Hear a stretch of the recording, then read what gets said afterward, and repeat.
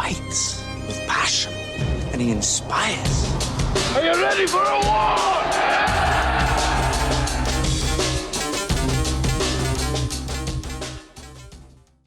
All right, welcome back to From Hate Arbitration. I hope you had a great week. I had a fantastic week. And so I'll talk a little bit about that in just a bit, but it was good to be back out on my route.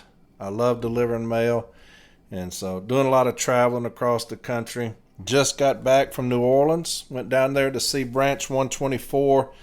Fantastic people. Now I'm in Region 8 now, so that's my home. So I was glad to get down there to talk to them. We had a fantastic time. They took us out to the Blue Crab, a place to eat down there on Friday, and that was a fantastic time. They had live music. We had a really good time. Then Saturday night was their union meeting. So James Henry, Kamitra Simpson Lewis, and myself went there and spoke to them. Those people are upset, to say the least, and rightfully so. And I told them when I was talking to them that they will be ground zero when we take over next year. You're talking about a place in the country that has been completely shit on by this administration. It's New Orleans. They were pissed off at everybody, and I'm with them. Sick and tired of the business agent, and no help from National. And they're the ones that they had these C teams come in and wholesale all those grievances that were backlogged, then try to say they didn't. And they're smart people. They understood fully what went on. And so it was a good time. It was a somber time because, listening to them, one individual was talking, and he's saying that, management doesn't care about grievances anymore. They don't care about falsifying clock rings. They don't care about anything because the grievances aren't being met on. You got 13,000 cases pending B. Management's not worried about anything. So he said, I'm just going to start refusing direct orders because what are they going to do? File a grievance and ain't going to be heard for 2 or 3 years. They said that one individual said that they've not heard from their grievance since 2023. 2023, they've not heard about their grievance. And so that got me fired up, so I was motivated talking to them about how shitty the union is right now, especially to them down there. Our business agent has failed them miserably. And the good thing is, and James told them this as well, we have somebody for Region 8. And so it's somebody that I've been praying for for a long time. But we do have somebody for Region 8, a Hellraiser. And so, and they'll let that be known in December. But I was excited to this individual saying, yeah, they will do that. They'll run for business agent Region 8. They'll win easily. But I feel for those people down there because, like I said, this is my home, Region 8. I've been down to New Orleans numerous times in arbitrations and other things as outside help. All along the coast there in Louisiana, I've been Lake Charles, Baton Rouge, everywhere. Baker, Louisiana. And so, Louisiana is special to me because I have spent a lot of my time in Louisiana. And so it was just disheartening. Those people were highly upset at the situation that they're in. Because again, when you talk about a backlog of grievances, we have how many we have now? 40,000 nationwide pending B, which catastrophically terrible. But the union doesn't care. They can say they care. And they may start trying to care here now that they're getting their ass whipped and they're all going to lose. They may show some semblance of caring, but they don't give a shit. And if they did, you wouldn't allow 35, 40,000 cases to pen B. I mean, that's idiotic. And so, but the union, the agent, they're not the aggrieved, and I say this all the time. They're not the aggrieved.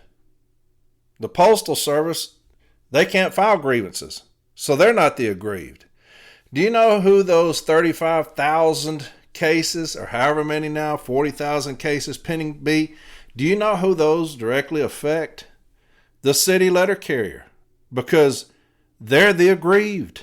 We go to the agent because we're aggrieved, and we tell them to file a grievance on our behalf. And so the agent does that for us. And in New Orleans, unfortunately, it's a black hole. It goes in, and you have no idea where in the fuck that thing is for a couple of years. 23 now, 2023. People have waited on things. You're talking about working off assignment. You're talking about things like that where we're due money and just sitting there, pending B. And how did that happen? Who let that happen? The city letter carrier didn't.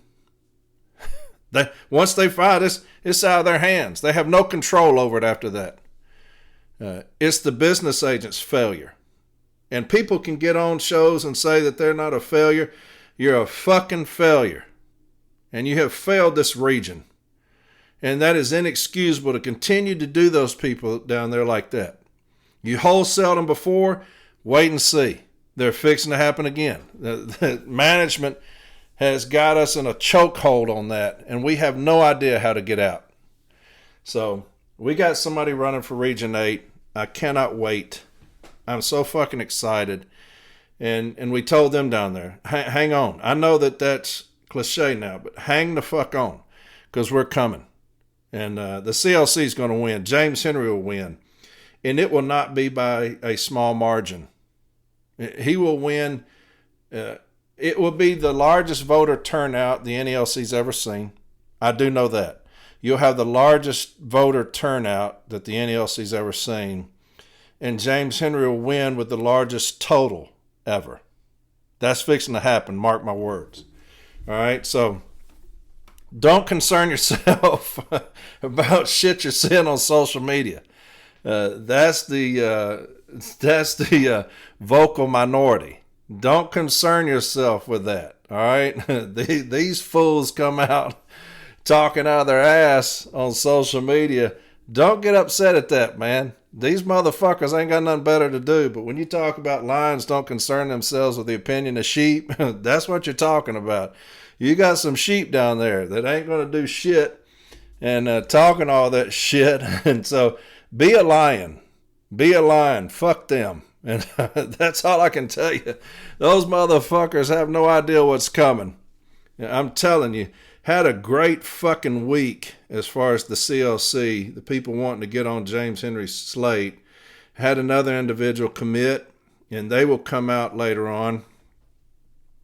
And you may see more. You may see more because it's inevitable. I think everybody's seeing the writing on the wall now. Renfro's done. I don't even know if he'll run. Seriously, he's done. He's cooked. He's out. And so there is no other viable option.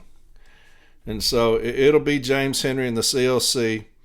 And James Henry's putting together a fucking slate, man. Can't wait for you to hear about it. Can't wait. But again, these dumb fucks on social media, man, don't concern yourselves with them. They're pulling shit out of their ass right now, talking out the fucking side of their head, and don't concern yourselves with that. All right, we got shit to take care of, and that's the city letter carrier. I've always said, you put the city letter carrier first. You love the city letter carrier with all your heart. Like I said long ago, you've got to have an unbridled love affair for the city letter carrier. That's how you have to be. You have that, you're going to succeed. The current administration has no idea what that means. They have no idea what that means. And so the CLC will win. It will not be close. I'll give you a vote total. I'll come up with it. See how close I am. All right? But it's fucking exciting. It's exciting to see everywhere we go the movement that we've been talking about. Seeing that in real time with people coming up saying, hey, man, I drove 2 hours to come and hear y'all. That's the shit I'm talking about. People excited saying, hey, I'm getting my whole station listening to y'all, and I'm getting my whole station ready to vote. And that's what it's going to take. Do not get out of the union. Do not. I understand the fucking frustration with these fucking sorry ass low down motherfuckers we got in office right now. I understand it. I get it. Because I'm frustrated as hell at these sorry low down cowardly bastards. Do not get out of the union. Do not. If you do, you cannot vote. I want everybody to vote. Not because I'm concerned about a margin. I want this to be so overwhelming that when they see it, they understand what they did. Okay? I think some of them still got their head so far up their ass, they don't know what's coming. Some of them in the hierarchy do. They do see it. They understand it. And so they're talking. Okay? So, again, dumb fucks on social media, don't concern yourself with them. All right? Trust me. That's the vocal minority. And when I'm talking about minority, I'm talking about 2 or 3%, if that. And so don't concern yourselves with them dumb fucks. I have some shout outs. Then we're going to talk about a brother that passed away. Okay? And I'm going to go off a little bit on that. I've got a couple of 3 things to talk about today we're going to deal with. One is whiteboards. They're coming up everywhere right now. Okay, we've talked about that in the past issues. I'm going to touch on some things. Okay, give you a site. The one out of Buffalo I think would be good for us. Also, I'm going to discuss a removal. It's a difficult one. And so like that arbitrator told me, give me something to hang my hat on.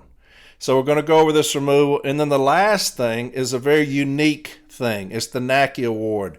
If y'all can remember, that national level award by Arbitrator Newman, the NACI Award, where she said, non-probationary employees, if you remove them based on an unfavorable background check, they have access to the grievance procedure. And management has basically said fuck off on that.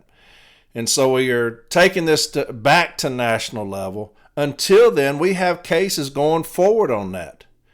JB's got one going forward on that, where they said, to hell with the decision, we're going forward with these removal actions, okay? And so I've got some sites for you, because what we're going to focus on is national level awards, the binding effect of national level awards. And that's the only thing that I would argue, that this is res judicata. It's a matter already settled. And so we're going to touch on that last. That would be mainly for advocates. But you can, as a Formal A, if it's going through there, I'd put all these things in there anyway. But a national level award is basically contract language now. Okay? We'll talk about that.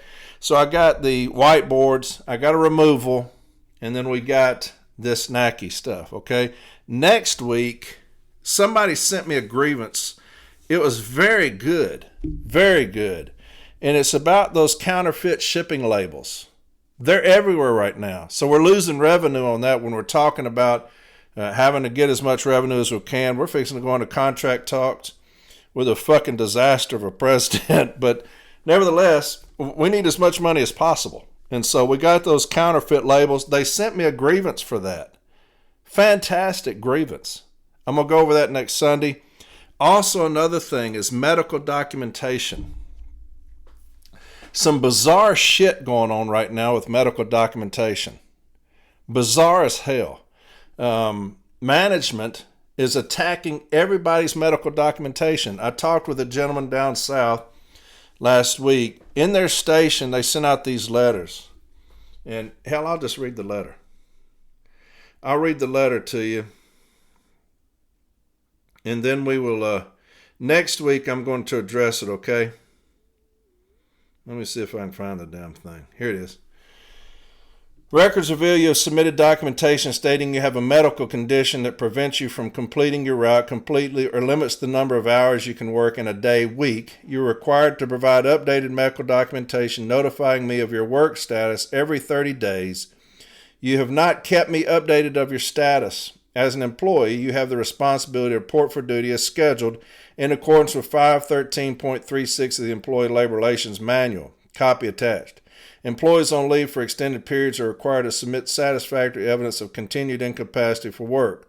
Records reveal that you have failed to satisfy this requirement. First off, that doesn't apply. They're dumb fucks for putting that ELM language in there. It doesn't apply to this.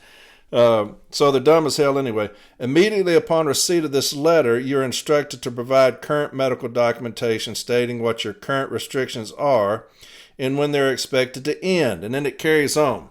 Well, this individual didn't bring in, they've already got medical documentation on there.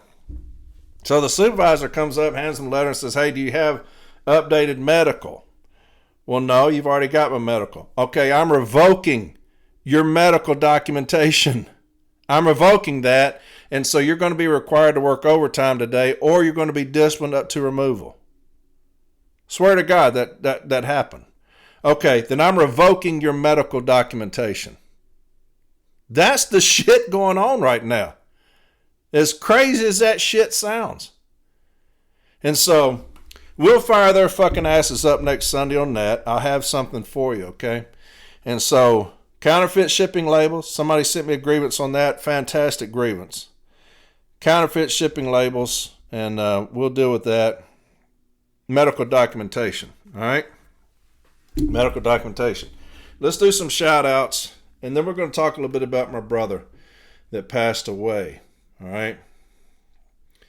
Here's a shout out. Shout out to Greg from Local 2525. He has been a great contribution to rebuilding our branch. So shout out to Greg from Local 2525. He has been a great contribution to rebuilding our branch. That's a good shout out. That somebody thinks that much of. He said, hey, because of you, you're helping rebuild the branch. That's some good shit right there. I like those. And so this is a shout out. It's a long one. It says, Chairman from Branch 82 in Portland, Oregon, would like to shout out the fiercest steward at East Portland Station, Teresa Dunas Kaufman.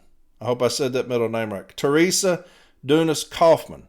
Not only is she building an epic case of management's harassment of our craft and an executive board member for our state association, she's stepping up further nationally to be on the Dogs of War as well as on our Build a Fighting NALC Portland BFN PDX's slate as executive board nominee. This slate is targeting the deficiencies we see in the branch and hope to guide current officers to put our members' well-being before dollars. I'd also like to shout out our highest paid PTF in the city of Portland, Joshua Petty. He transferred from Branch 576 in Phoenix, Arizona in 2024. He started with the USPS in 2007 as a TE, took a break in service to work in the healthcare industry, and came back after the dreaded DOS award to become a CCA. He converted to regular in 2014 and served his station, shout out to Capitol Station, as a steward, who took a station that was used to filing 27 grievances to a station that filed 285 in his first year. He worked hard to hold management accountable and never backed down from a fight to protect members he served. In Branch 576, he served as the Health Benefits MBA officer. He was on the LMOU bargaining team in 2016 and served as a trustee for the Arizona State Association of Letter Carriers. His training is extensive as well, attending Stewards College 3 times 5 regional rap sessions, 3 national conventions, a graduate of NALC Leadership Academy, and NALC Formal A and beyond. This is why I nominated Joshua Petty for Vice President of Branch 82. He believes strongly in organizing our members in solidarity by education and mobilizing under common causes in the broader labor movement. In the vice president role, he hopes our branch president will give him the ability to support chief steward and station stewards, empowering and educating them in the grievance and dispute resolution process. He plans to give monthly reports at branch meetings and will lead the transparency. He will hone in on 50% of our members who have been hired since 2020 to make sure they know their rights and find their voices to speak up against the wrongs of management. We need fighters who will inspire management to learn and follow our contract with proven results, which is why I hope the members of Branch 82 will first of all vote, but more importantly consider the BFN PDX slate, as well as candidates we're endorsing. Find out more on our website, www.bfnpdx.org. So I think I just did a campaign for somebody. They asked for a shout out. There you have it. I got another one. And this one was sad to me. Can you just give a shout out to the entire class of the Advanced Formula A and Beyond with James Henry? Our cowardly national president never walked over to our class since he was present 2 times during the week. And national is not giving us any advertisement. And so there you have it. To the Advanced Formal Step A and Beyond class, the last one with James Henry, there's your shout out. And don't expect anything from this sorry-ass president, okay? Like I said, this dumb fuck, man. But anyway, there's your shout out. Thank you for wanting to advance yourself. Those trainings that James Henry does are second to none. And anybody that I talk to, whenever we go, when we're talking, is like, yeah, I was in James's class, man. That dude is top notch. That may be the reason Renfro didn't come over there, is because James was there and he knows that James is fixing to take his fucking seat. And that could be the reason why. A good thing that happened this week, and this contributed to me having such a good week, is that IBEW, the union, they listen to the podcast. And they reached out to me, and this is up in Western Mass. And they reached out to me and were talking to me about the deficiencies in their grievance procedure. And this is the honest to God's truth. I hope they don't mind me saying this. But they said that their people, they hadn't filed a grievance in 7 years. And said they get write-ups all the time.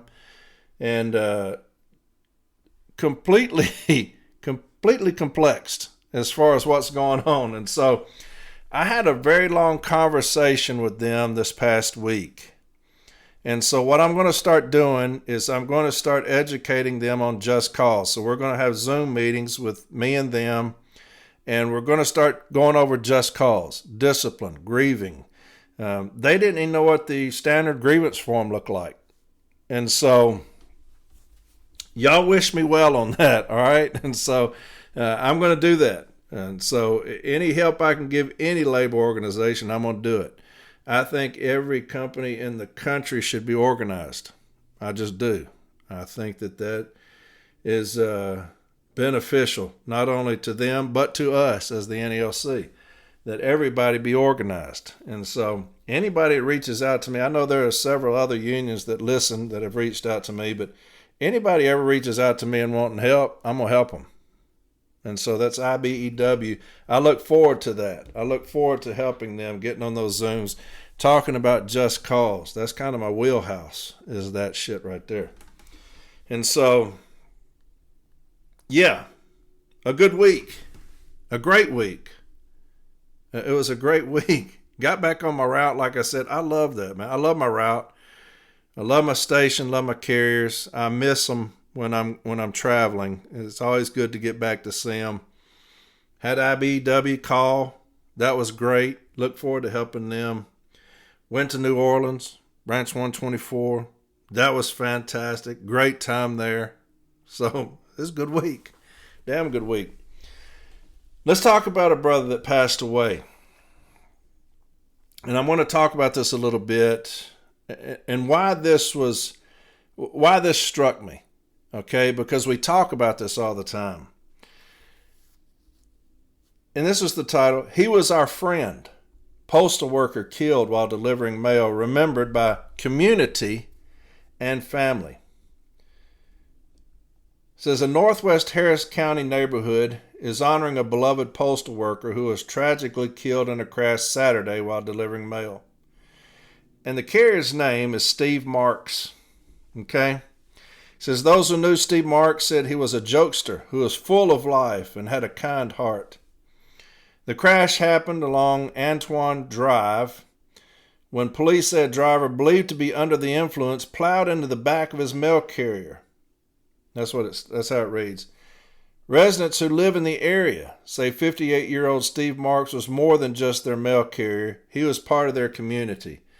And so that was the write-up, and there was more to it, but it was about our brother Steve Marks who passed away, and it talks about the community coming together to honor him. Now, we've talked about this before. We mourn way too much for our people. That is not what this job is for, mourning. But we do it way too much. And we've started doing it way too much here recently. With those being, the lives being taken from our brothers and sisters through robberies, just being murdered on the street. You look at our brother Gates who passed away, Mr. Gates, due to heat. Now you got this accident. And this is just a few of the examples of what we deal with every day. You have those professions, the police, firefighters, and I respect the shit out of them. Trust me, I do. Anybody that says, hey, we got somebody in the house and you're going to walk in there voluntarily, somebody's in my house terrorizing us, and you're just going to walk in the damn house? That takes something right there. My house is on fire, and you're just going to walk in there? That takes something, and I give it to you. That's not what we signed up for.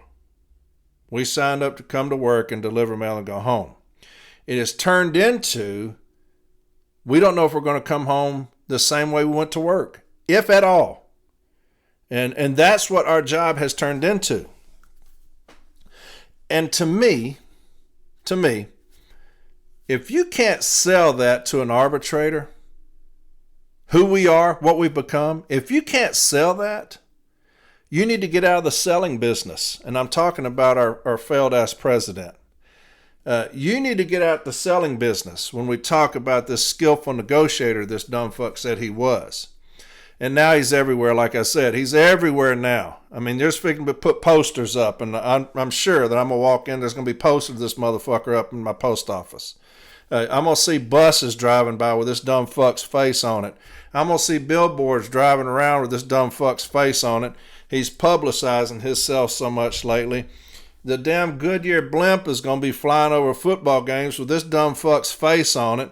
Planes are going to be flying down the damn beach with a damn banner behind it with this dumb fuck's face on it. That's how much he's publicizing himself, and he is the most catastrophic failure this union has ever seen. He has done more harm to the city letter carrier than all of management combined. That's how big of a failure this fucker is, and people are like, y'all are going to split this motherfucker's losing. He is not just losing. He is catastrophically losing. And the establishment hates that, man. They hate that shit. If you talk about this fucker online, they come out, man, just claws out, trying to protect this dumb shit. But anyway, where was I? Yes. How you cannot sell us to a national level arbitrator when we're talking about interest arbitration. How you cannot sell us is beyond me. It was a good template there for you, right? The blueprint right there. What did it say? The community came out for this city letter carrier. Do you know why they did that? Because the community loves the city letter carrier. And what they say? He's part of our community. He's part of our community. That's how they feel about us. And what do? What do we do to capitalize on that? Nothing. You'll see this dumb shit with a red shirt on standing up in front of about 50 people talking about fight like hell. What do we do about educating the public on who we are and the dire straits that we are in?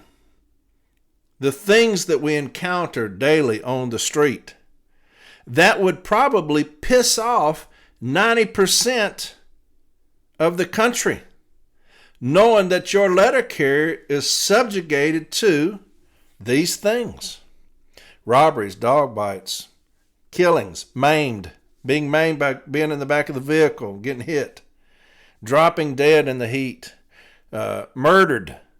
the community would probably like to know that the person that they love, the city letter carrier, is under those kind of conditions. And what do? Nothing. Not shit. We don't educate the public. And the public is what? Votes. The public is votes. And so you could have the public contacting Congress and Senate since we're so worried about them. But obviously we're not, because we don't do anything to educate the public. You've got a national level arbitration, interest arbitration that we go to. And we have a president who is obviously incapable of educating a national level arbitrator on interest arbitration who we are and why we deserve more than any other craft. We have crafts making more than us. We have crafts with 100% COLA. We don't. How's that possible? We have crafts to the starting wage that's higher than ours. How's that possible? How is any other craft at any point higher than us? At any point. And so we have failed miserably in national level grievances as far as that concerned, as far as interest arbitration. We failed miserably. Well, this last time we didn't even try. We didn't even fight. We just went in there and conceded. This motherfucker had 5 or 6 points he said he was going to do, and he didn't get one of them done. And so when I read that, that's the first thing I thought of. Here we are mourning another brother or sister. It's becoming all too common. It's becoming all too common that we spend more time mourning the loss of one of our own, right, than rejoicing in anything else. We've got a failure as a president. A complete fucking failure. Hell, you go back to Brother Gates when this dumb shit said that we were just demanding a pound of flesh. I will never not stop talking about that shit. But yes, so we will mourn another brother that has passed away. And it just seems like that's all we do anymore, because our job has changed. Our job has changed. Every day we come to work, we now worry about going home. And when I first started, never worried about that. Was never concerned about it. But at any moment, I don't have an arrow key, but at any moment somebody can pull up on me and put a gun in my face. You never heard about that shit. Do you know what other craft has to worry about that? None of them. Not one. Do you know how many other crafts have to worry about being in the back of the vehicle, getting mail and getting crushed, maimed, or killed? None of them. Not a one. Do you know how many others have to worry about being out there in a 130-degree vehicle for 6, 7, 8 hours? Not a single one. Not a one of them. Do you know how many other crafts have to worry about being maimed by a dog, being bitten in the leg, the arm, the torso, or the face? Not a one of them. Not a single one. Do you know how many of them are ever worried about falling dead because of in the heat, walking in yards and stuff, just collapsing dead? None of them. Do you know how many other crafts have a standard? None. Just us. Do you know how many of them ever have to worry about stationary events, management spying on them? Not a single one. Just us. And so we have a dumbass as a president who cannot translate that into more money. You have national level wars that say that we deserve more money because we do more work, harder work. And obviously we can't put those in and say, hey, look at that.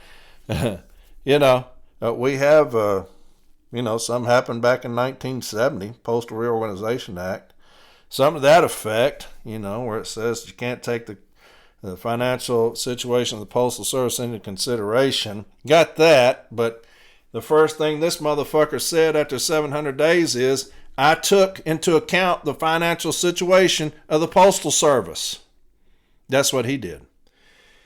And so, yeah, we're fucked. And so until the CLC can take over, and James Henry can get in there and finally put some integrity back in this thing, somebody with a mission back over this thing, somebody that has already figured out all of these things, and that will come out.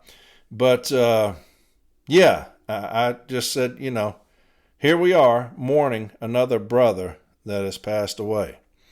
And that is not what we're supposed to be doing. It's not.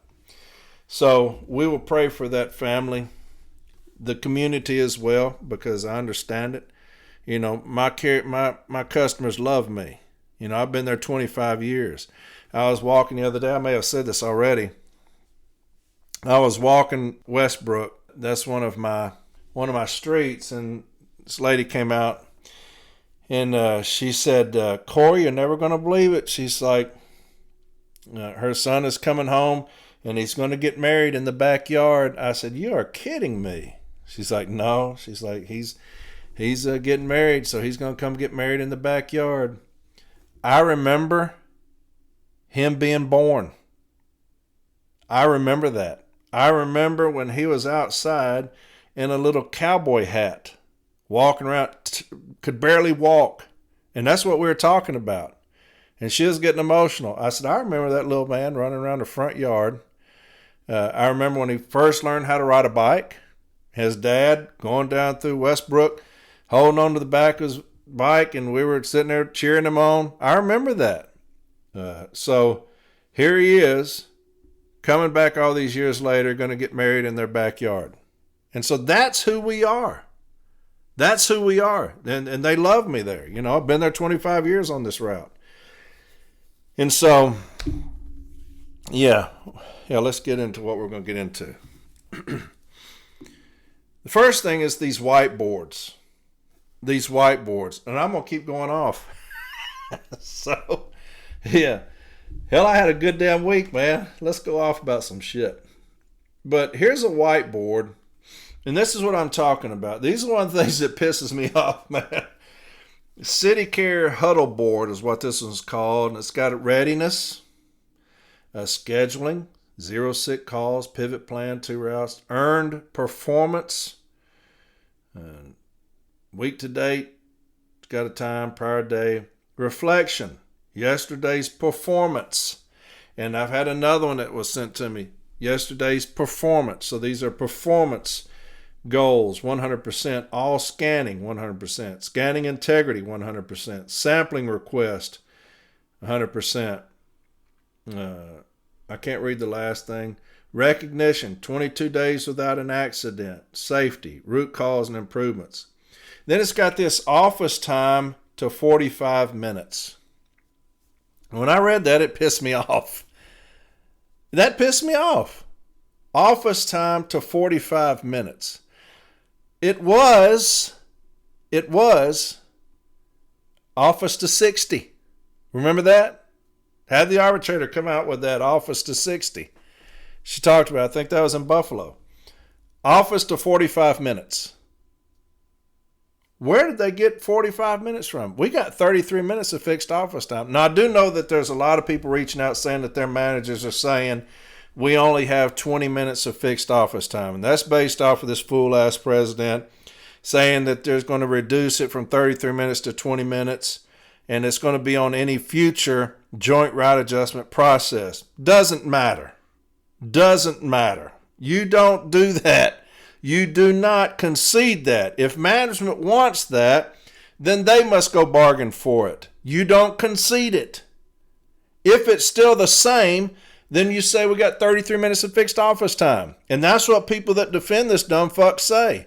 No, it's still the same. No, it's not. If it was, then they wouldn't have touched it. They would say you got 33 minutes of fixed office time. So it's not the same. It's 20 minutes of fixed office time. And so there's a lot of managers already bastardizing that, telling carriers you only got 20 minutes. Well, now I've got to grieve that. Why? Because you got a dumb shit as a president who continues to do dumb shit things. He cannot get out of his own way. Don't concede anything.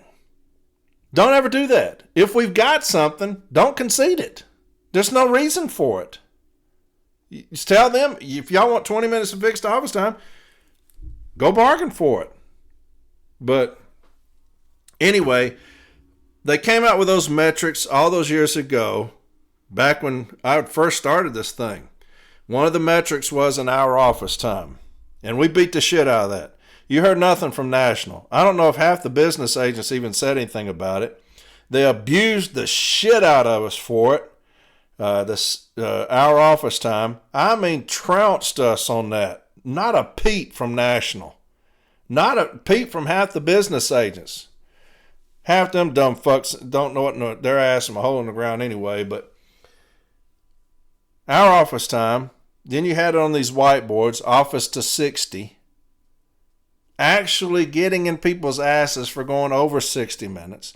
Now it's office to 45.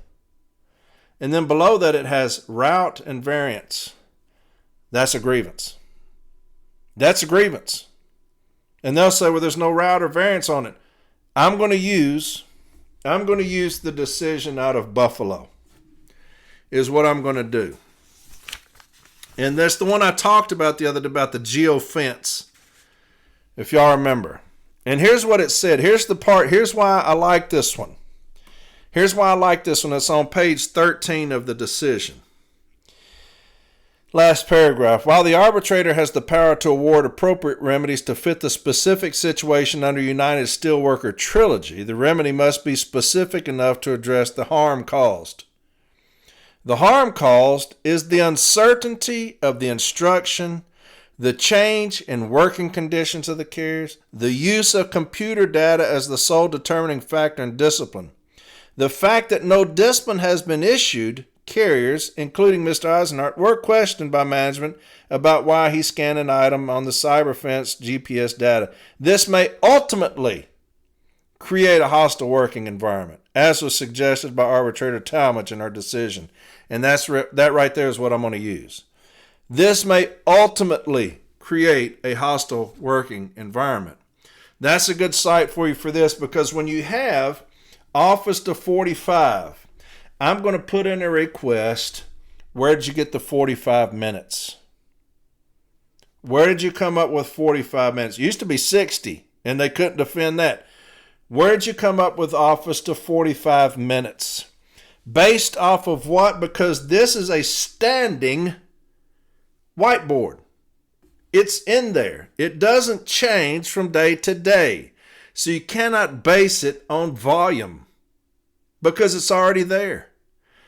Office to 45 minutes. So you have changed a work practice when you talk about reporting requirements, when you talk about all these AM office duties and stuff like that. We've dealt with this over and over and over again. And so you change a working condition, work practice, okay, in accordance with M41, M39, whatever you want to do. Where'd you come up with 45 minutes? Based off of what? PET? DOAS? You don't have any volume yet. So it can't be PET or DOAS. That you have to actually put in volume. So where did you come up with 45 minutes? I need to know that. Route and variance. So somebody's going to be put on there. I'm going to agree with that. You're never going to put a route or variance. That's 115.4 of the M39 handbook. Okay? Anytime you're going to single me out for any kind of performance deficiency, I'm going to agree with that. You created a hostile working environment for me, and you failed to maintain a mutual respect atmosphere. I'm not going to put in management's. What if I was just to put a whiteboard up and put it management's deficiencies on there? What do you think they would say for the whole station to see? They would probably be upset at that.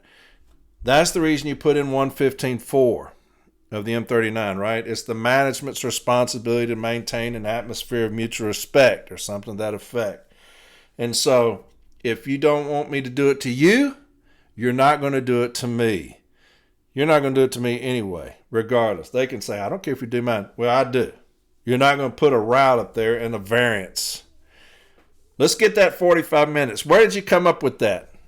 45 minutes. I need to know that. Okay? And then when you do that, we're going to grieve it. And because no such thing as 45 minutes. And here's another one, kind of the same thing. Yesterday's performance. Anytime we got performance, I'm going to take issue. All scanning, scanning integrity, office earned versus actual, carry return time, and root causes, improvement, safety, and recognition. But if they don't put a route number on there and you don't have anything like a office to 45 or office to whatever, then we may have a hard time grieving that. If they're just saying, hey, these are the expectations, no accidents, blah, blah, blah, okay, whatever. But office to 45 minutes, I got a problem with that. I want to know where they came up with 45 minutes. They're going to say district, whatever, and we're just going to keep going up the line. All right, then I need to talk to district. Okay? And whoever sent that out, we need to talk to them. Let's go over some discipline. And this discipline is going to be difficult, but like we always say, like the arbitrator told me, give me something to hang my hat on. Give me something to hang my hat on. Now, there's some variables in this. There's some things that you won't know just based off of the charge, but I'll tell you, the individual that's dealing with this, we talked for about an hour last week on this removal, okay? It's a tough one. But we have some things. When you have very difficult disciplines, and I've had them before, you're going to take a major due process violation to get out of it. It's going to take a major one. A lot of arbitrators, and you'll see it all the time, I've read decisions on here where a lot of arbitrators, you can have 6 or 7, 8 procedural due process violations, and they'll just overlook all of them if it's egregious enough. You're talking about fighting, theft, throwing away mail. Things like that are very difficult for us, even with good substantial arguments when you're talking about procedural due process. You're going to need something in the effect of concurrence. That's usually that will kill anything, even though they'll try to sidestep that. Just no investigation at all, something like that. And that will generally kill it. If you're not giving me any information that I requested, will generally kill it, okay? But here's the discipline. It's a removal. And this is what it states. Now pay attention to me, all right? Pay attention to me because we've got some, again, contractual language, right? We're going to hear some kind of red flags when you hear some things. And then I'm going to talk to you about some things that are not in here that will help us as well. It says here, you're hereby notified that you'll be removed from the Postal Service no sooner than 30 days from receipt of this notice. The reason for this action are, now I'm blind as hell, I'm reading this off my phone, so please forgive me. Charge, improper conduct. Specification 1. On July 24th, it was reported that you were having a verbal altercation in the parking lot with a non-postal worker. After management controlled the situation and calmed you down, you went inside your case and was seen speaking with Union Steward so-and-so. While speaking with your steward, you began to yell, "Fuck white people, fuck ICE, fuck immigration, fuck this place, fuck this country." You then began making eye contact with this individual and getting upset because you felt she was laughing at you. After turning to point at that person, you began yelling and then proceeded to take your shirt off and say, "Let's go, motherfucker," with your hands up. Union Steward so-and-so attempted to hold you back when you went around him and you kicked so-and-so in the chest, knocking him into his case. Supervisor Customer Service so-and-so was then able to remove you from the situation and put you in the management's office. The United States Postal Inspection Service and the so-and-so police were called to the scene. This charge standing alone warrants your removal. Specification 2. Listen to me. It was reported that you posted inappropriate materials on social media. It was reported that there were posts with threats and weapons. You were quoted saying, "I'll be damned with someone taking me from my little girl. Y'all don't know me. You just don't know me. Don't fuck with me. I'm not playing. I'm ready to go to world That's what it says. With every fucking body in this place. And motherfuck, keep thinking I'm on drugs. No, it's my PTSD. You motherfucker, so I won't stand so close. 6-foot bitch. This behavior is unacceptable and not be tolerated. This charge standing alone warrants your removal. I'll read that again. I'll be damned if someone take me from my little girl. Y'all don't know me. You just don't know me. Don't fuck with me. I'm not playing. I'm ready to go to world. I imagine it's supposed to be war. With every fucking body in this place. And motherfucker, keep thinking I'm on drugs. Nah, it's my PTSD. When you talk about red flags, when you talk about behavior like this here, what is happening? When you talk about mitigating factors, what happened? What is going on here? That's not common right here. You know, this isn't somebody, they've been here 7 years, and I'll talk about that in a second. Well, it says it here, has never had any discipline. And then to just all of a sudden start acting like this, there has to be a mitigating factor. Something's going on here, right? This is not common for this person. Been here 7 years. You do have a bank of goodwill. Got a good site for that. It talks about 8 years. And so why would this be happening with this individual? Just out of nowhere. Pay attention to your stuff now. PTSD. You're given an opportunity to provide an explanation on August with your union representative. You indicated you had worked for the Postal Service for 7 years. You indicated you're aware of the ELM. Listen to me. ELM 665.6, 665.15, 665.11, and 665.13. All right, I'll read those again. 665.5, 665.15, 665.11, 665.13, and 665.16. You acknowledge that you reported to work at 7:45, but you did not get a chance to case your route due to talking to your union representative. Specification 1, when asked what happened on the date, you stated in your own words, I was walking in the parking lot. I went to get a Red Bull and I had a call from somebody saying my wife was at the parking lot with my daughter, and I got out of the car and started talking to her and telling her to leave before I lose my job. That's when I noticed this person and this person were looking at me and laughing. Then I went inside and was talking to this union rep about how she treats me and stuff, and she turned around and started laughing at me again, and that's when she triggered my PTSD. And then this person turned around and he triggered my PTSD, and I was scared for my safety, and I was fearing for my life. Because of his past, he was threatening to bring in a gun and shoot everybody, and he was telling people he will break me in half. You denied yelling, I'm a gangster, bitch. I'll beat your ass in the parking lot. You admitted to shouting, fuck white people, fuck ICE, fuck immigration, fuck these people, fuck this country, because of your PTSD.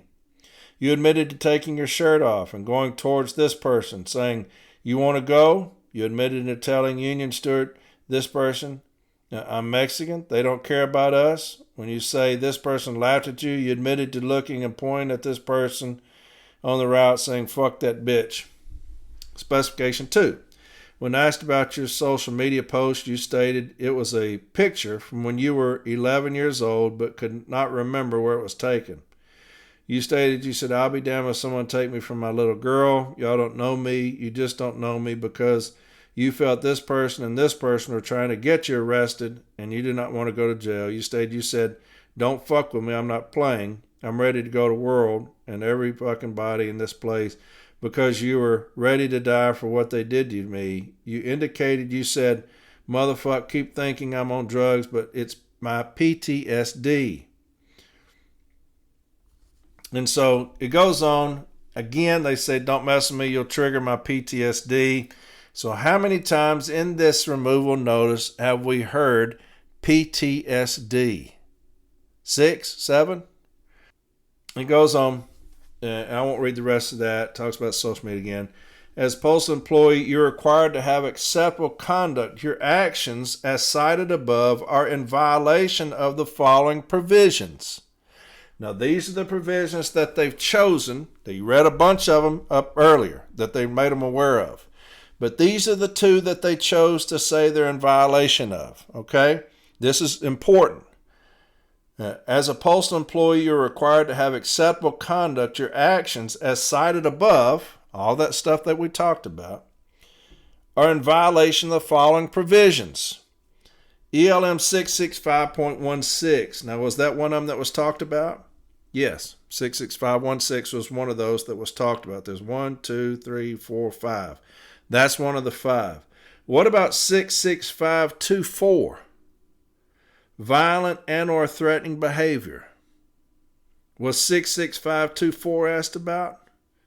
You got 665.5, 665.15, 665.11, 665.13, and 665.16. 665.24 was never asked about.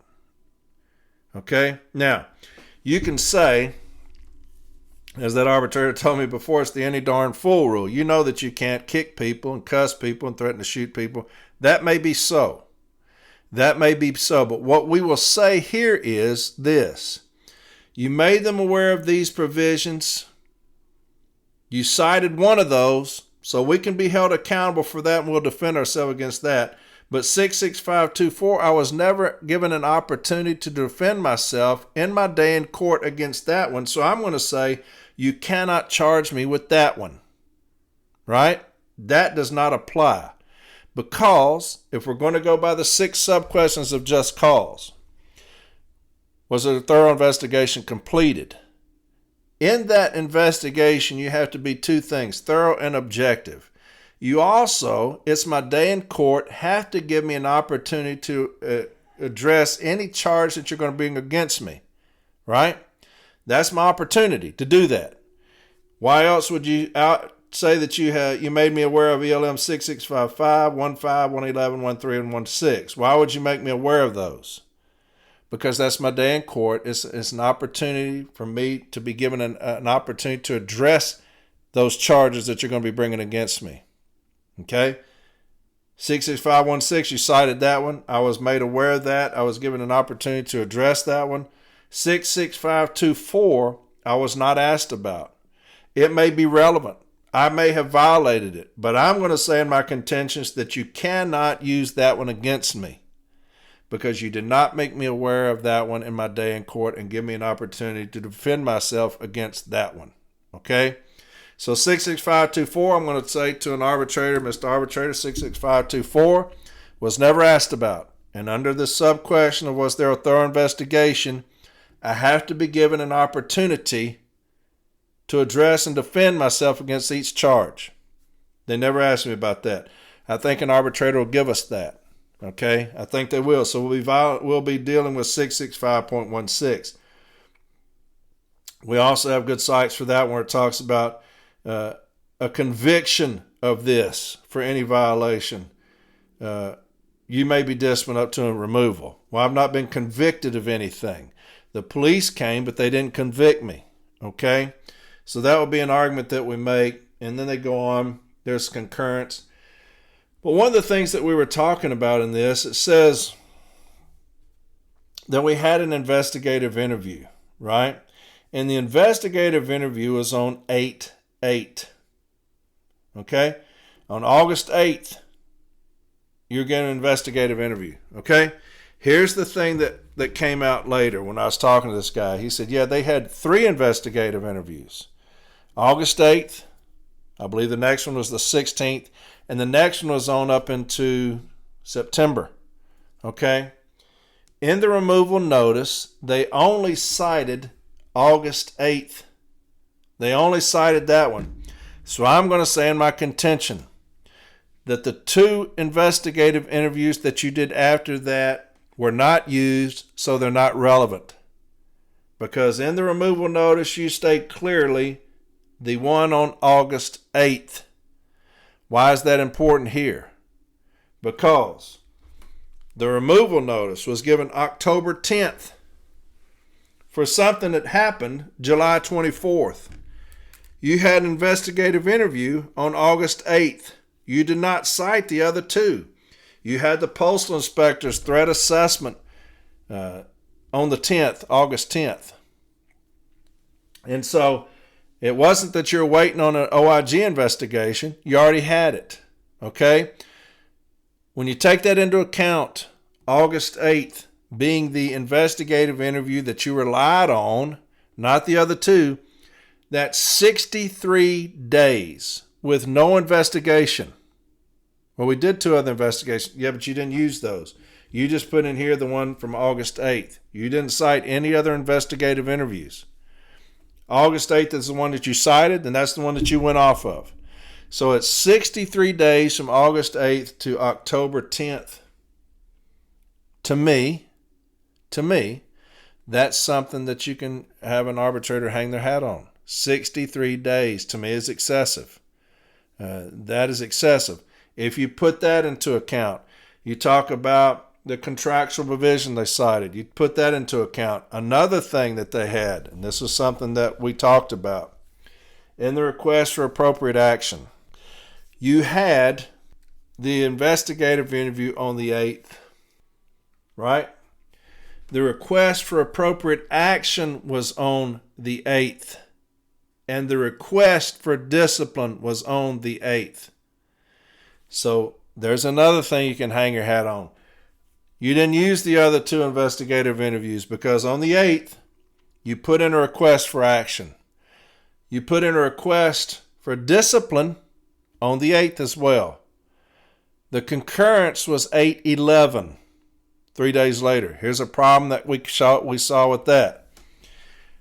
The request for appropriate action was typed. Always pay attention to that when they're typed. It was typed.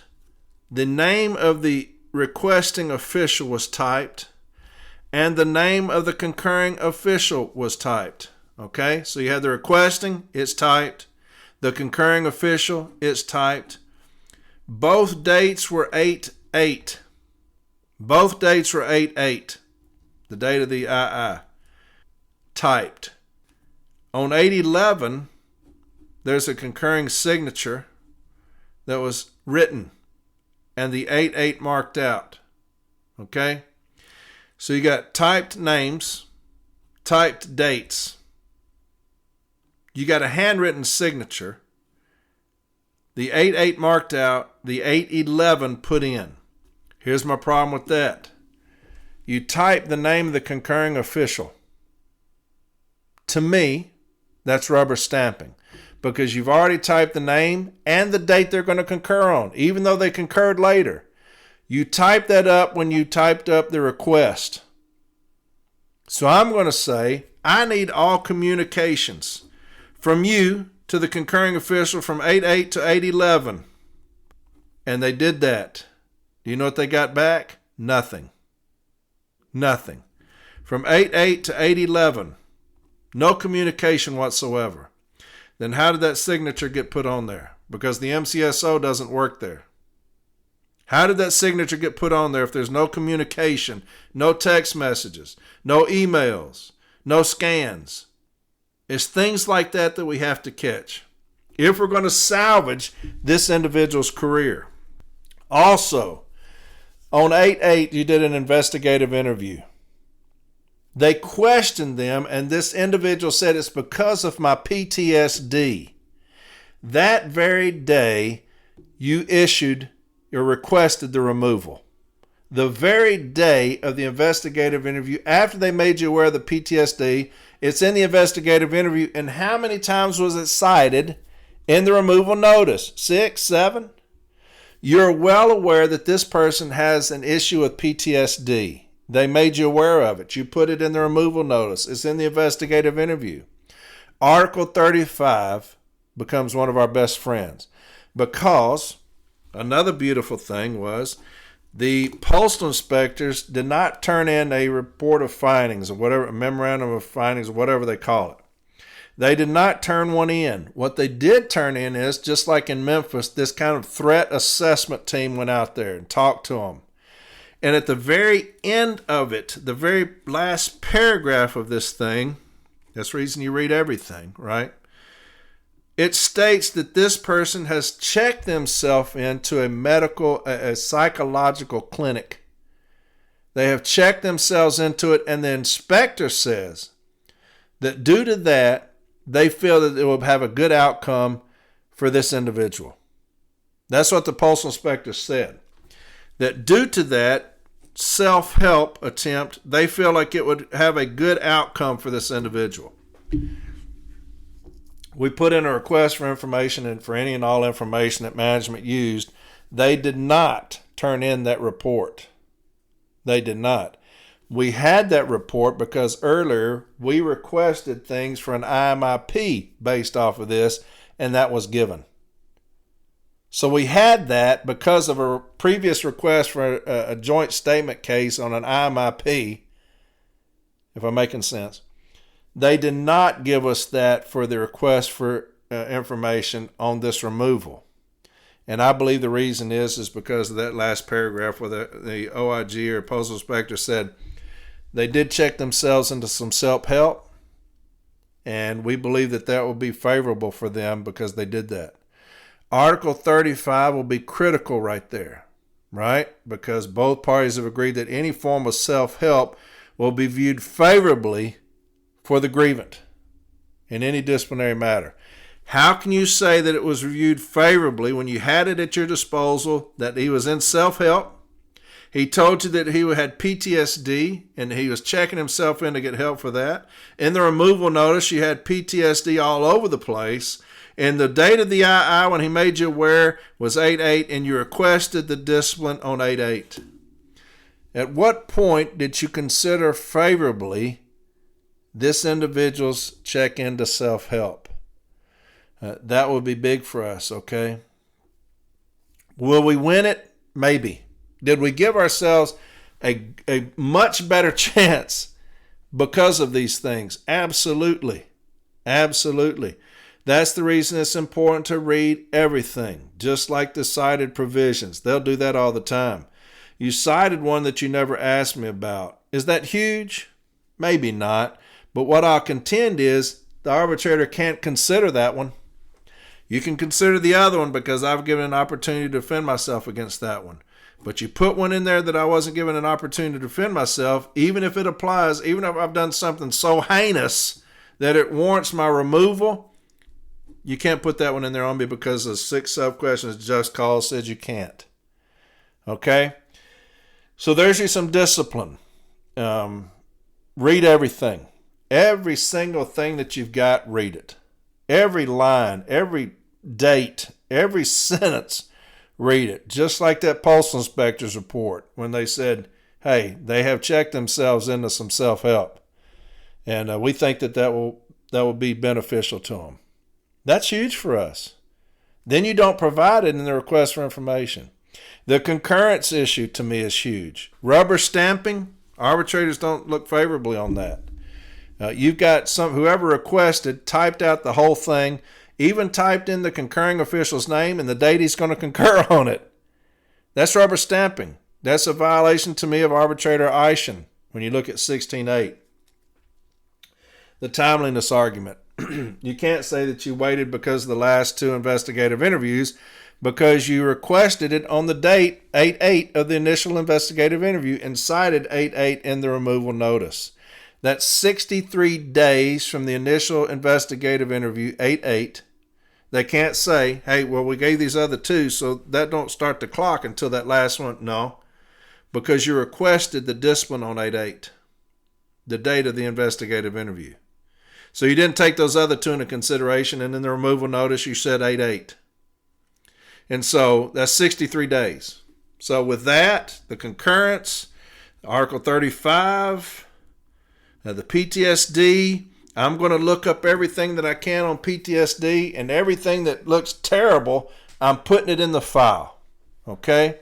There's also some other things going on with this individual that would require lifetime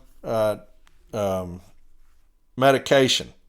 And some of those things were mood swings and aggression. I'm putting that in the file. Anything we can do to help this individual out, okay? No matter what they did. I always say, I don't give a fuck what you do. I hate management. So I'm doing everything I can to get this person back. People may hate me for that. I know a lot of people say, man, why would you defend that?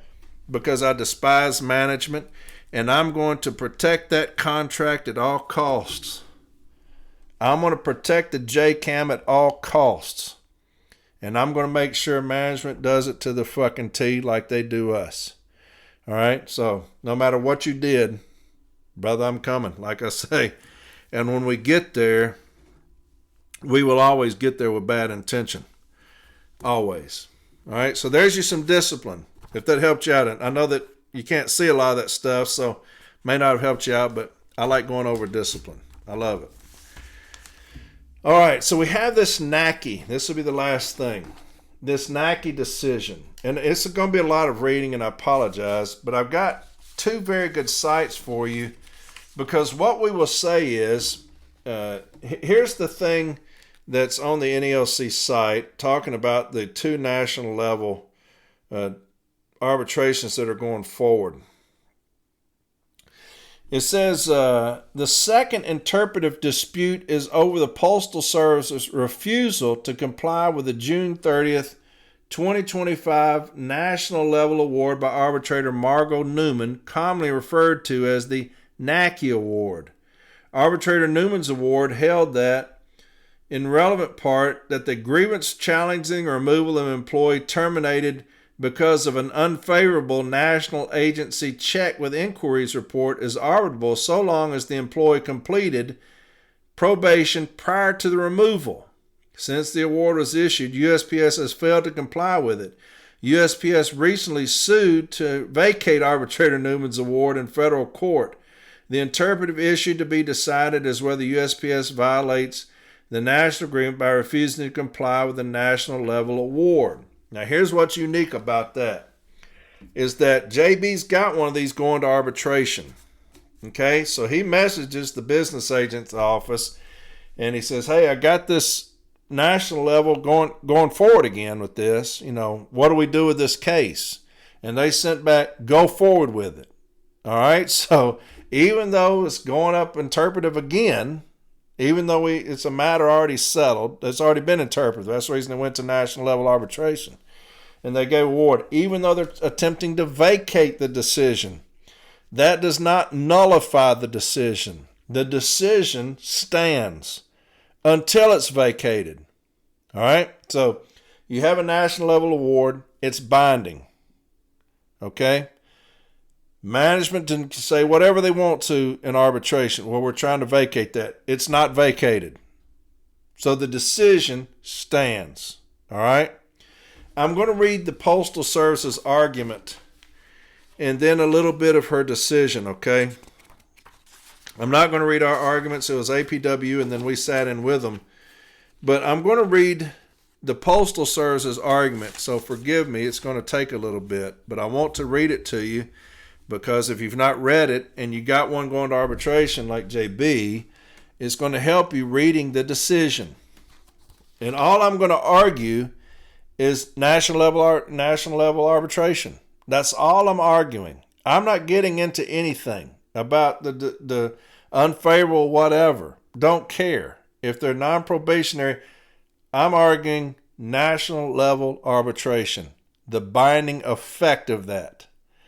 Okay? Because this ship is already sailed. We're not going to go in there and try to relitigate a national level arbitrator's decision. You want to vacate it? Fine. Until it's vacated, it stands.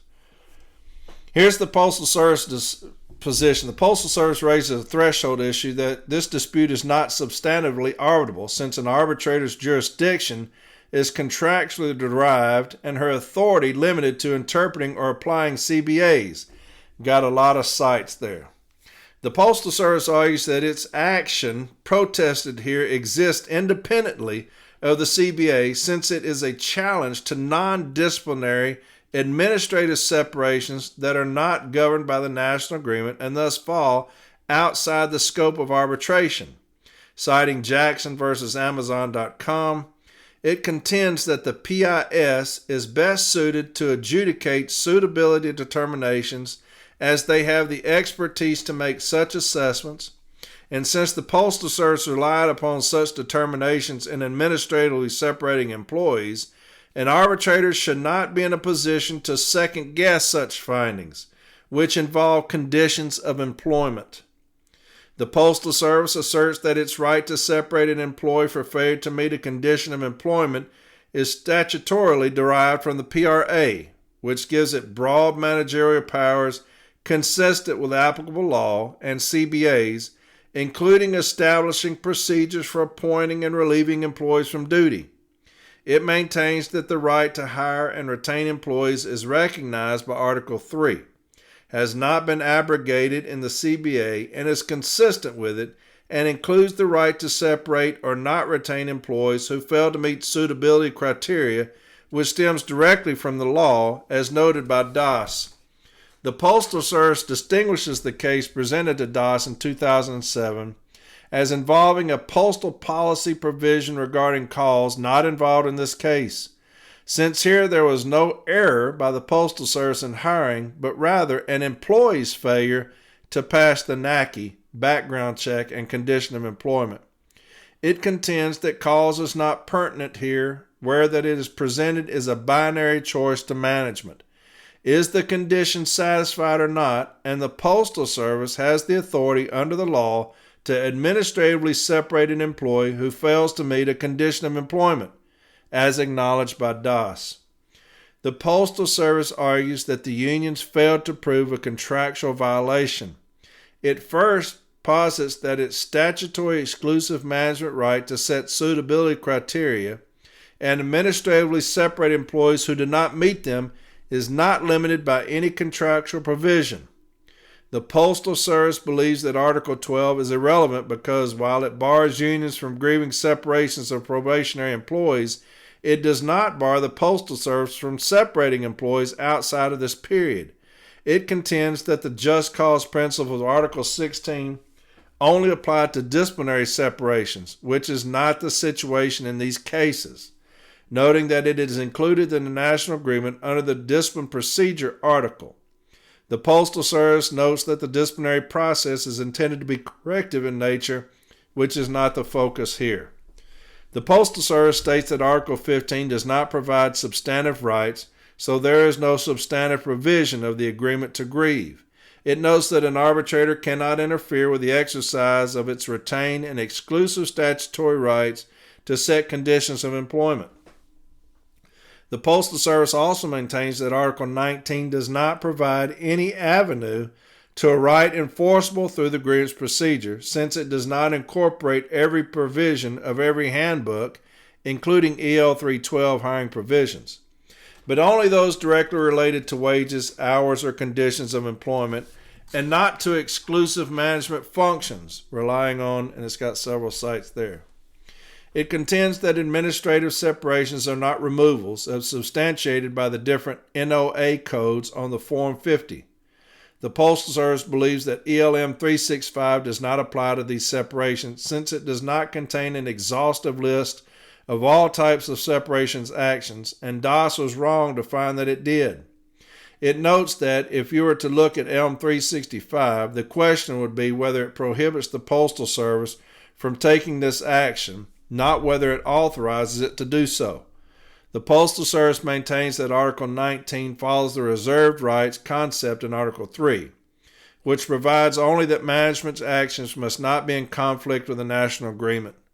The Postal Service goes on to argue that the unions failed to prove that it acted in a manner that is arbitrary or capricious, citing the Newman 2021 award. It claims that such inquiry is a subjective test, where the Postal Service must show that it had a legitimate business reason for its actions in furtherance of business objectives, including efficient operations, and not a test of reasonableness.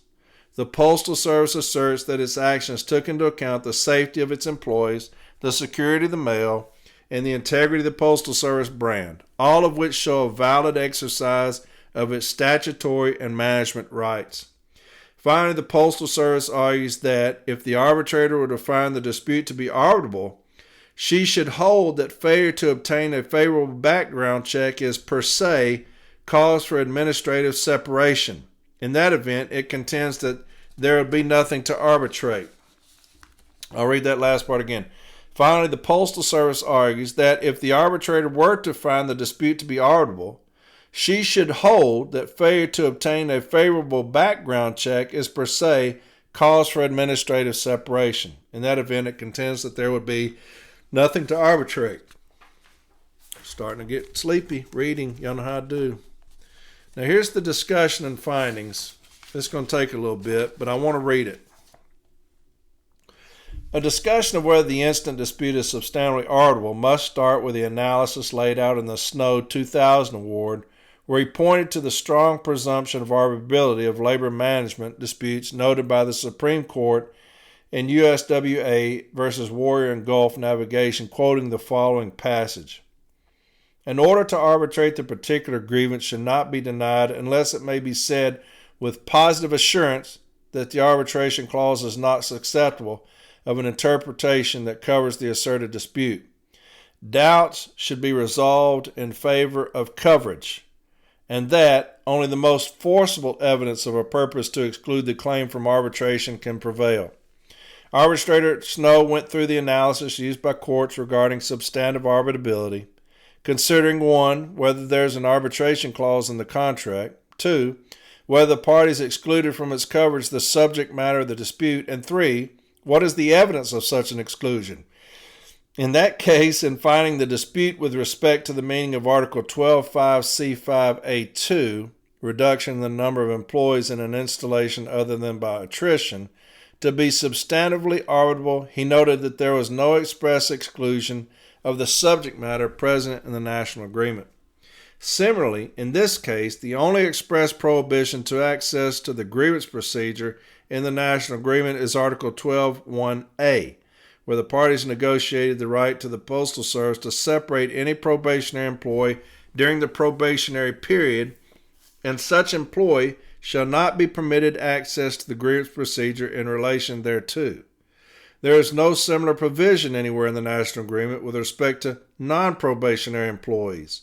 In Article 12.1b, the parties recognize that the Postal Service may discover a falsification in an employment application after the expiration of the probationary period and agree that such falsification can be used as a reason for discharge.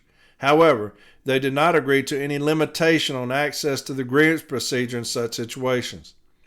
As noted by the parties, much of the arbitration precedents concerning criminal background history was the result of grievances filed protesting such terminations by non-probationary employees. In those cases, the Postal Service did not contest the substantive arbitrability of such grievances. A review of the express language used by the parties in the national agreement with respect to the grievance arbitration procedure reveals a very broad definition of what constitutes a grievance.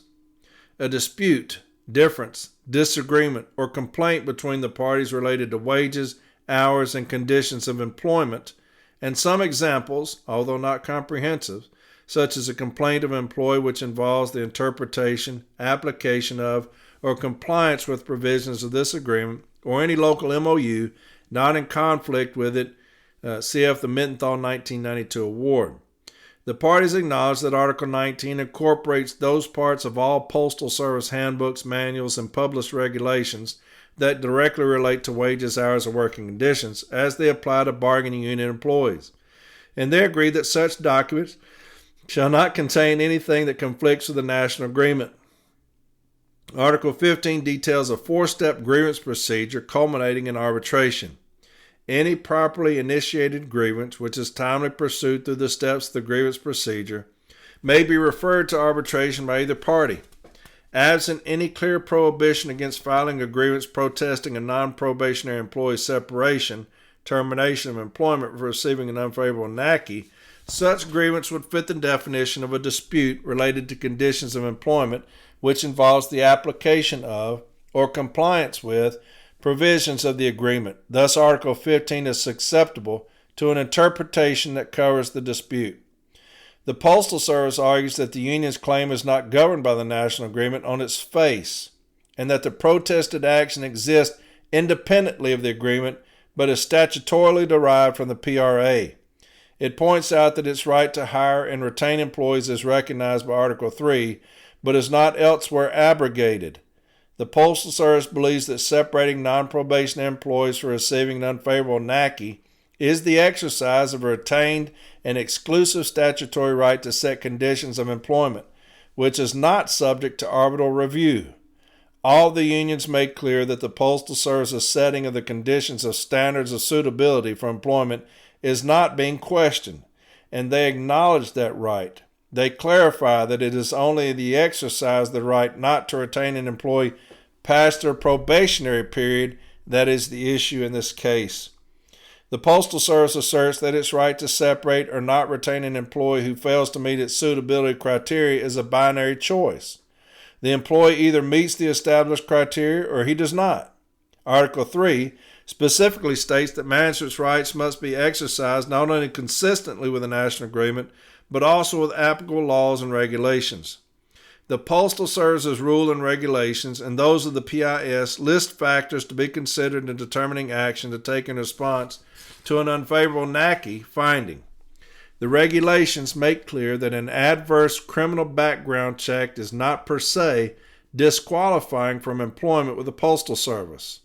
The online job application, which mirrors EL 312 at 51431 assessing criminal conviction history, informs prospective applicants that it is Postal Service policy to evaluate employability of each applicant with a criminal conviction record individually.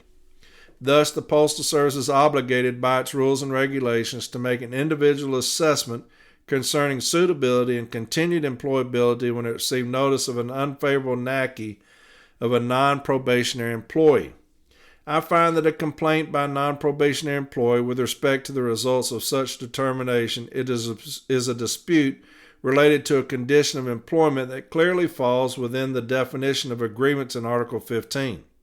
I believe that Richardson acknowledged as much in her June 7, 2023 email confirming her understanding of the agreement she reached with Cash when dealing with the initial step 4 on the issue. Now, this is postal management, where at the regional level, the Postal Service took the position that cases grieving the separation of non-probationary employees for receiving an unfavorable NACI were not arbitrable.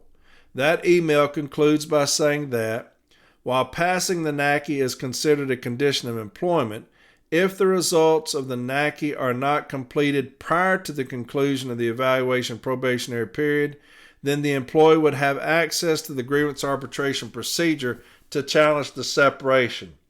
The challenge would be based on local circumstances. So that's management. That's management agreeing with us in an email that they probably never thought they'd see again. In her testimony, Richardson attempted to draw a distinction between a postal probationary employee having access to the grievance procedure and the Postal Service's argument that the underlying grievance is not substantially arbitrable since there is no violation of the contract to be grieved. Her opinion that permitting suitability determinations to be reviewable in arbitration would create unfairness since it would mean two different rules regarding unfavorable NACIs based on when the determination was made is not convincing since, admittedly, the parties themselves explicitly created different standards for removal separations based on when the action takes place. They did not do so for challenging to separation actions based on an unfavorable NACI that takes place post-probation. Absent any clear language exhibiting an intention of the parties to exclude this type of dispute from the coverage of Article 15, I conclude that the matter is substantively arbitrable. The second issue raised in this case is whether the just cause standard of Article 16 applies to grievances filed by non-probationary employees protesting their separations for receiving an unfavorable NACI. This is where the DAS 2007 award is instructive. I first note that in that case, the Postal Service did not raise a challenge to arbitrability and that the affected non-probationary employees were given discharge letters of non-disciplinary administrative action and told that they had the right to grieve. In that case, the underlying cause for the separations was an administrative error since the Postal Service filled the positions using the wrong hiring roster. The primary rationale relied upon by the Postal Service in separating the employees was the necessity to protect the integrity of its hiring process. There was no question that the terminations were not disciplinary in nature. DAS notes that disciplinary action will only be imposed as a result of or in response to some conduct by the employee and relies on the Mittenthal and Snow awards for the proposition of Article 16 relates to discipline. wrongdoing, or misconduct by the employee. The main difference in this case is that there is an issue presented as to whether these separations are disciplinary in nature since, unlike the 2007 DOS award, the basis for the action here is past misconduct by the employee, not a mistake by the Postal Service. This dispute is more akin to the situation that is presented in off-duty misconduct cases. The APW argues that in this case involves the removal of an employee due to their criminal history record, which is disciplinary in nature since it involves misconduct that the Postal Service believes is related to a person's ability to do the job. Arbitrators treat these cases as disciplinary, not contractual disputes. Got more cites there.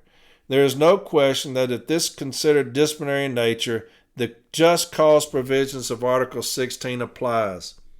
Even if these separations are not per se disciplinary in nature, Arbitrator Doss analysis that an involuntary separation disqualification after the probationary period is considered a removal under M 365311, which must be for cause, provides the basis for a cause analysis of the Postal Service removal separation action.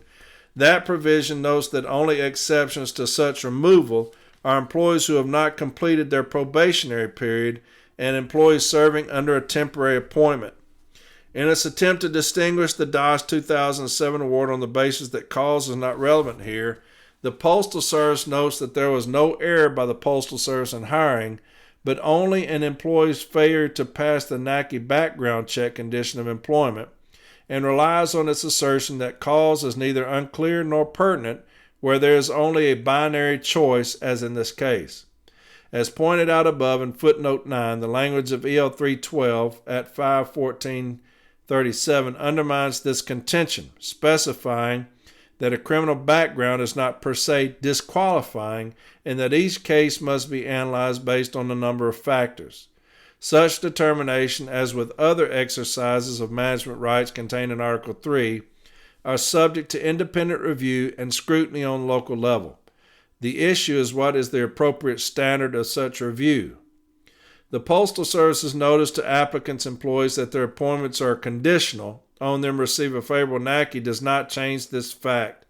The Postal Service is not able to unilaterally create a class of conditional employees to avoid the consequences that are becoming regular employees with full collective bargaining rights. As noted by the unions, there is no reference to such class of employees in the national agreement, nor any reference to conditional employment.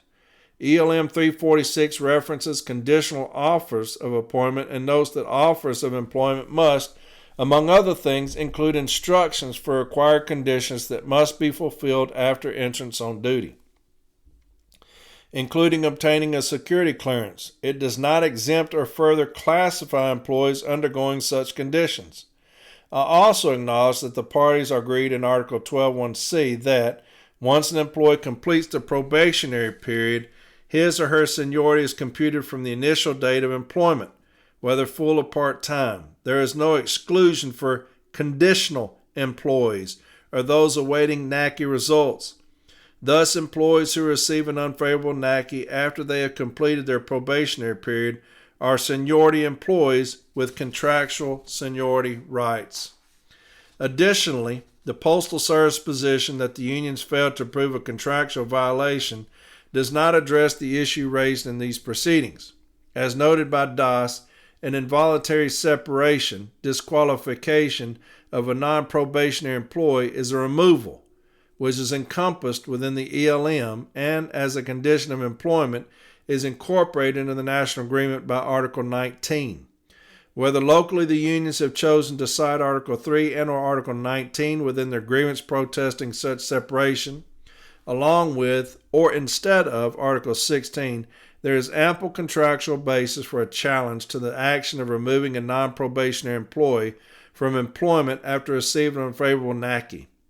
While the standards of review may be different under each of those contractual provisions, there is still a valid basis for a substantive challenge to the Postal Service's action in such situation.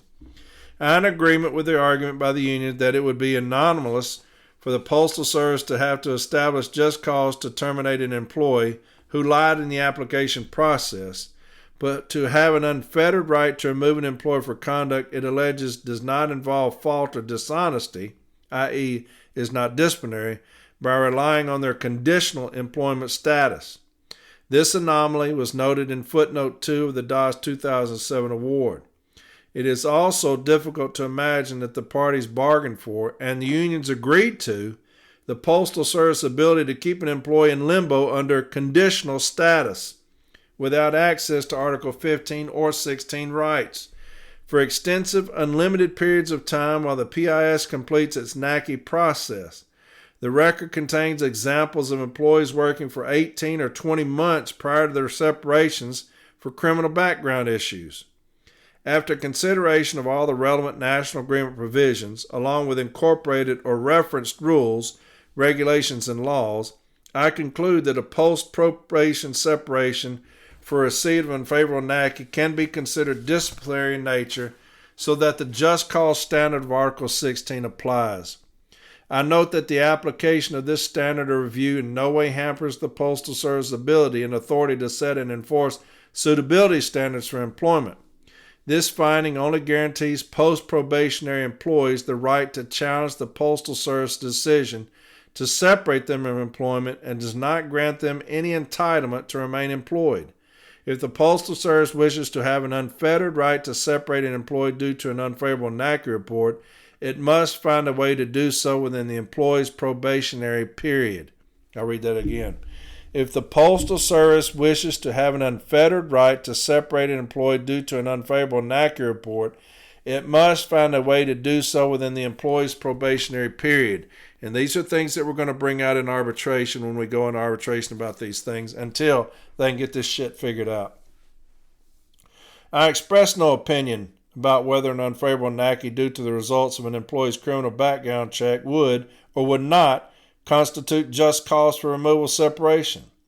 I reject the Postal Service request that I decide that such a situation constitutes per se just cause for removal.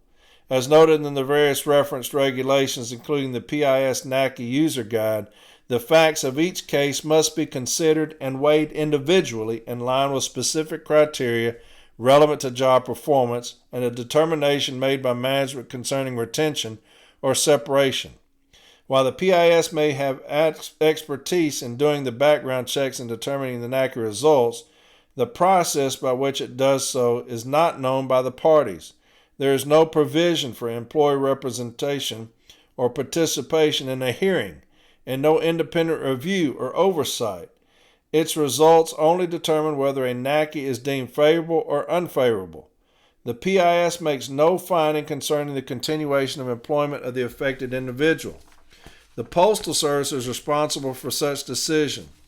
The parties have bargained for a review of such determinations through the grievance arbitration procedure and ultimately by a neutral arbitrator. Such reviews should occur at the regional level in response to a specific grievances protesting the separation or removal of a non-probationary employee due to receipt of an unfavorable NACI and should be based on individual and local circumstances. Award.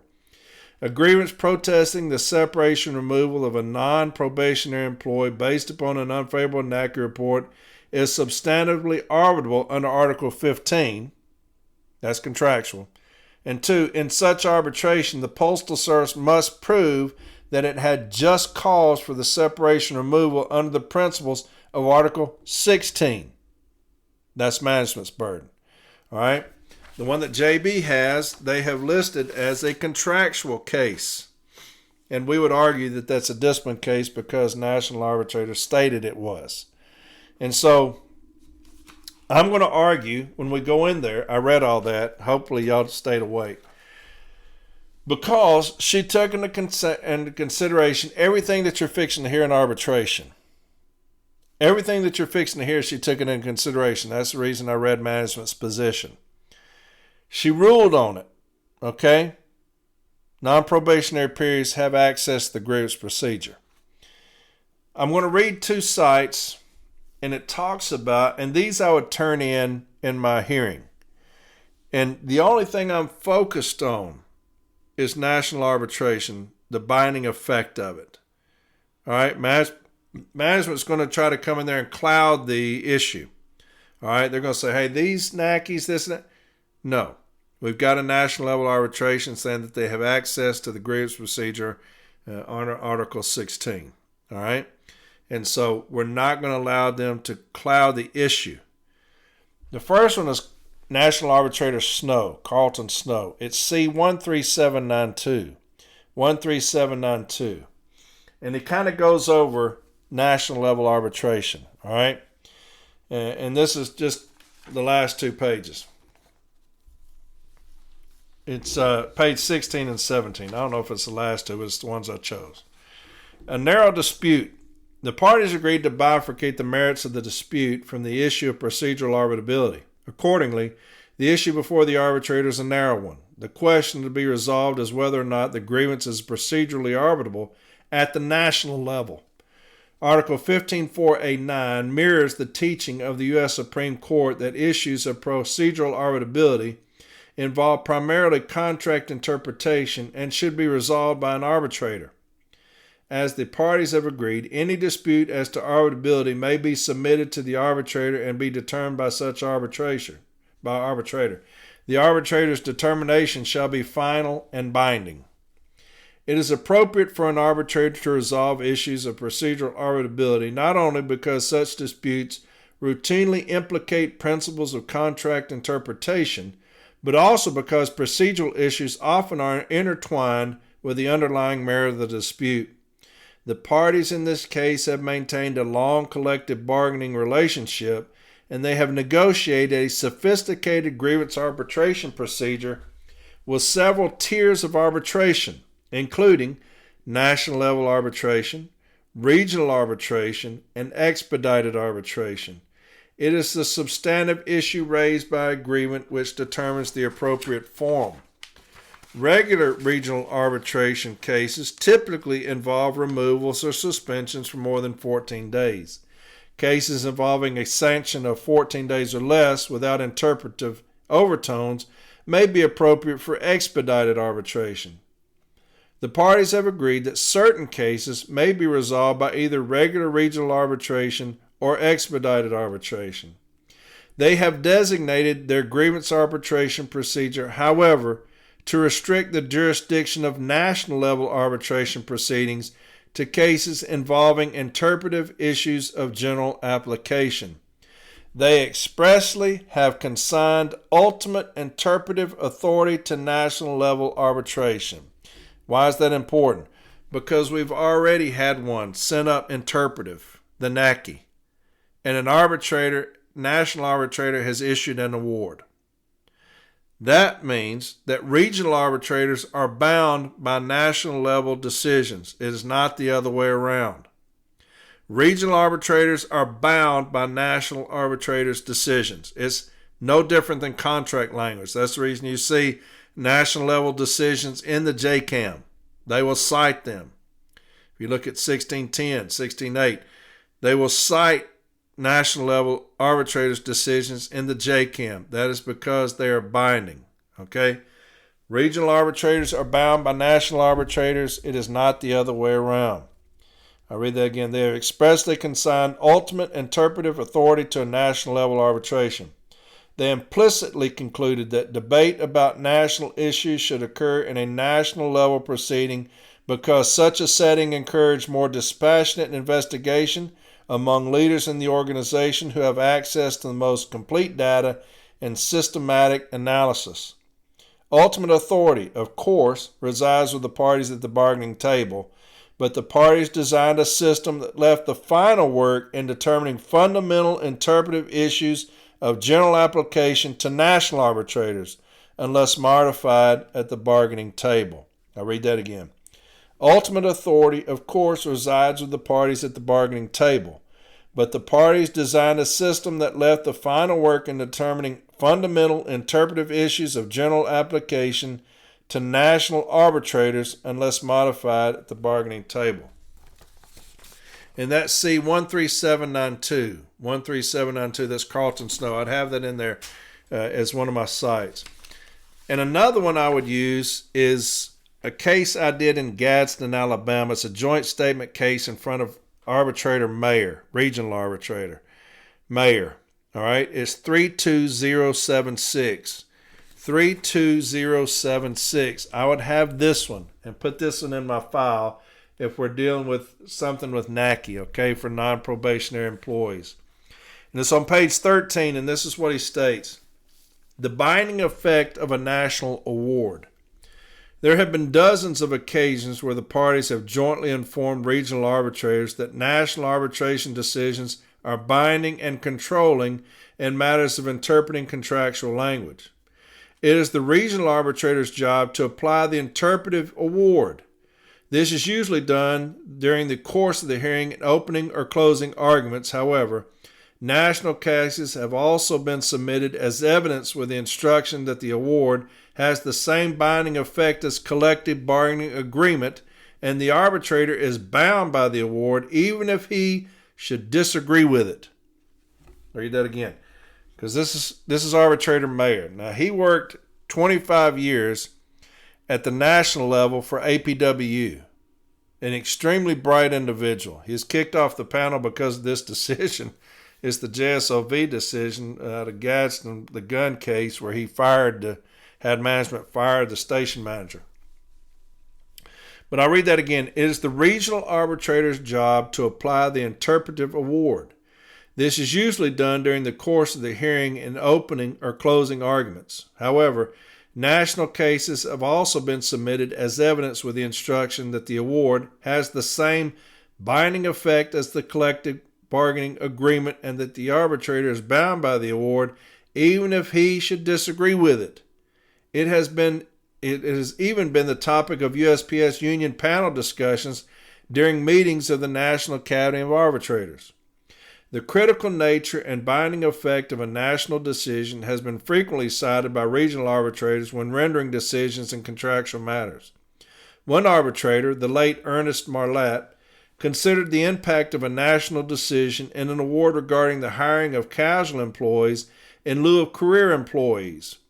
And he's got the cite there. Arbitrator Marlatt wrote, "The real issue in this case is whether or not language purporting to interpret the contract in a national level arbitration becomes binding on regional arbitrators as well as the parties themselves, or whether such arbitrators are free to ignore such interpretive language if they consider it outside the scope of the issues submitted to the national arbitrator." He further stated, "The National Arbitration Panel was designed and created by the parties for the purpose of resolving with finality any disputes as to the interpretation of the national agreement. If the national arbitrator's interpretation is wrong, even egregiously wrong, so be it. The parties will have to deal with that in their next round of contract negotiations." I'll read that again because this is beautiful. If the national arbitrator's interpretation is wrong, even egregiously wrong, so be it. The parties will have to deal with that in their next round of contract negotiations.